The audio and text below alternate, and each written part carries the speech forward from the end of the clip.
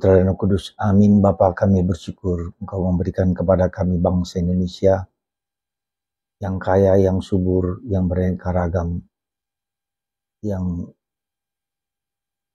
sungguh-sungguh dikaruniai rahmat berlimpah dengan manusia-manusia yang berkarakter, yang berkorban untuk kebaikan bangsa. Bantu kami ya Bapa, supaya kami dapat semakin menyelami, mengerti dan memahami dan bersyukur mengembangkan yang terbaik bagi bangsa kami. Terpujilah nama-Mu kini dan sepanjang segala masa. Amin. Para saudara, kita bersyukur pertama-tama atas bangsa Indonesia ini, atas Pancasila.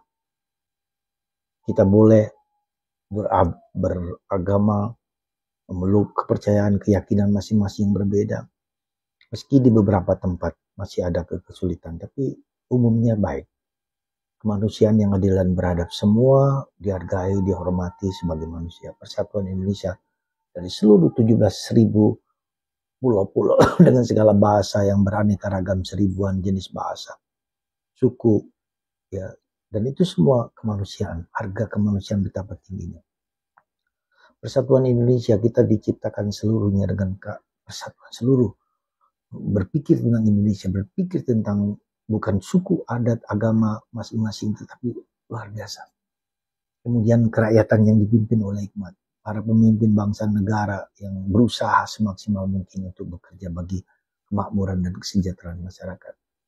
Kita juga berkeadilan sosial dengan mengusahakan supaya orang tidak miskin, tidak mempunyai makanan yang tetap mempunyai makanan yang cukup, yang bergizi, yang semua itu.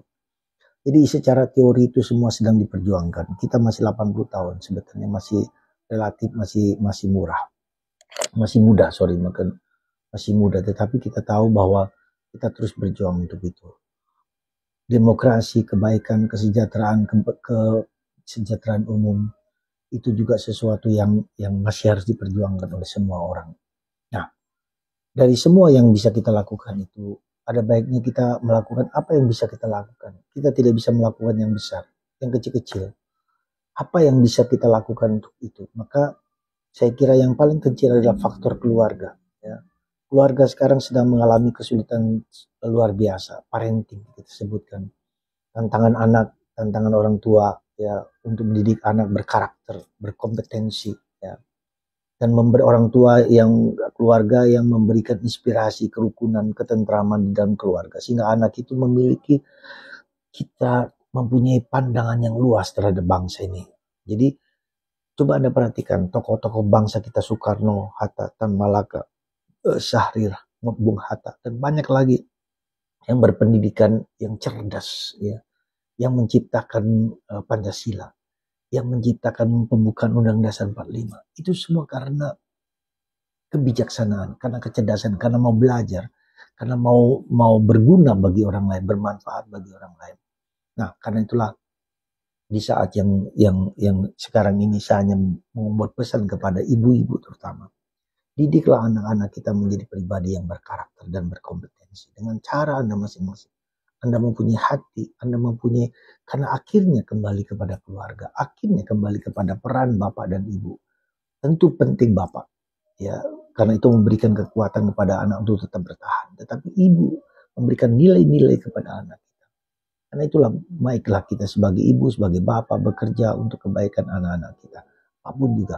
Dan memberikan inspirasi kepada anak untuk pergi ke luar negeri, untuk pergi melanglang buana kemana-mana, menciptakan yang terbaik bagi bangsa dan negara. Semoga kita semua dimajukan untuk terus memiliki inspirasi. Ya, sekecil apapun inspirasi itu, yang bisa kita lakukan di keluarga kita, di lingkungan, di masyarakat, di paroki, di gereja, lakukan yang terbaik, sekecil apapun. Ya, itu yang bisa kita lakukan kepada Anda. Semoga Anda semua bangsa Indonesia diberkati. Kami tadi merayakan Ekaristi untuk bangsa kita, terutama para pemimpin kita, tidak rakus, tidak serakah, tetapi sungguh-sungguh bekerja kebaikan orang lain. Berkat Tuhan atas kita semua, Bapa, Putra, dan Roh Kudus. Amin.